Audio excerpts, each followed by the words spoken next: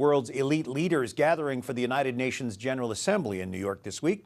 More than 100 global leaders met this afternoon for a one-day climate summit promising billions of dollars to care for the planet. Today's meeting is meant to lay the groundwork for a new global treaty that tackles climate change more aggressively. President Obama is promising U.S. help for the nations struggling to address global warming.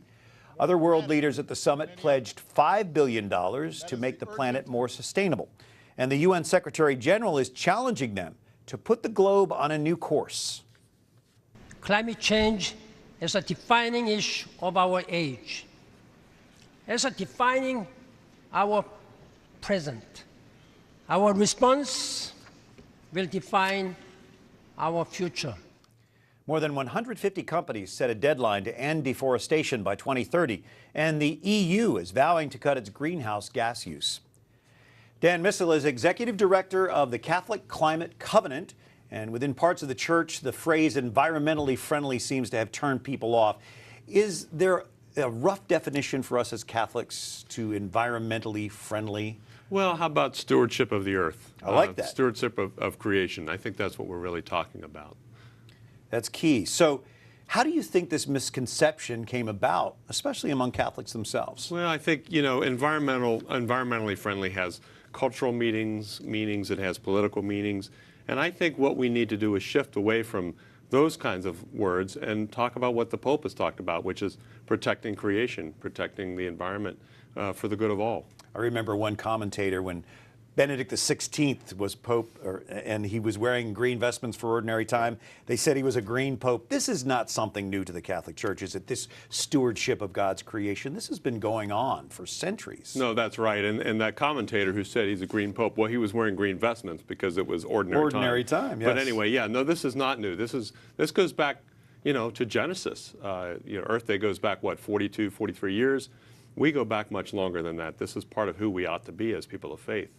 So can we be pro-environment without buying into all the other tenets and ideas that these secular advocates also? Well, I certainly hope so. I spent my life, well, not my life, at least the last 8 years, working on this, and this is an issue that should concern everyone because we have to begin to take better care of God's gift of creation. It's here for all of us, not just some of us.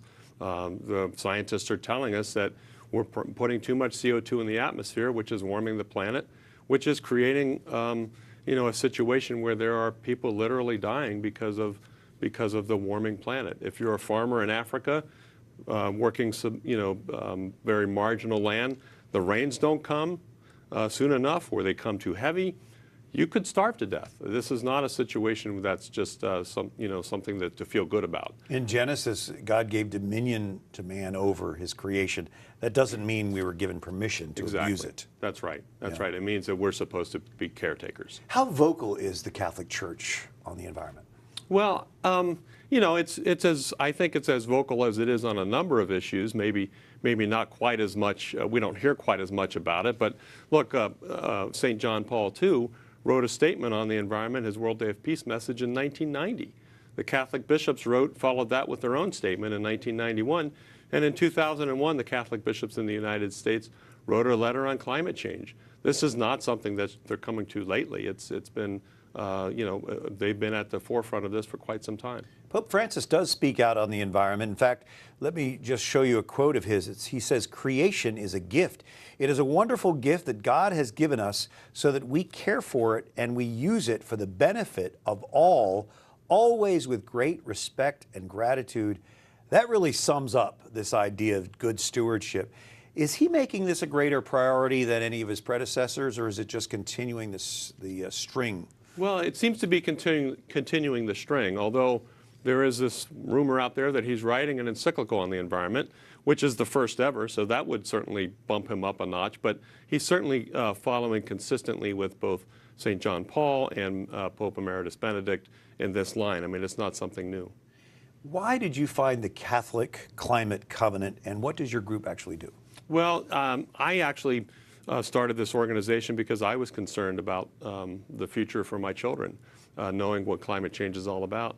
And what we try to do is we try to be a catalyst, a convener, and a clearinghouse for everything that's going on in the Catholic community around climate change. So we're trying to just get the bishop's statement out there a little bit more, let people know that this is not something new for them, and it's something that we should all be concerned about.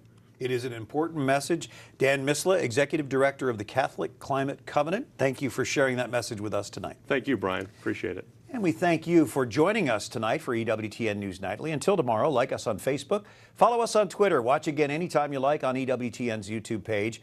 For all of us at EWTN News Nightly, I'm Brian Patrick. Thanks for watching tonight. Good night, and God bless you.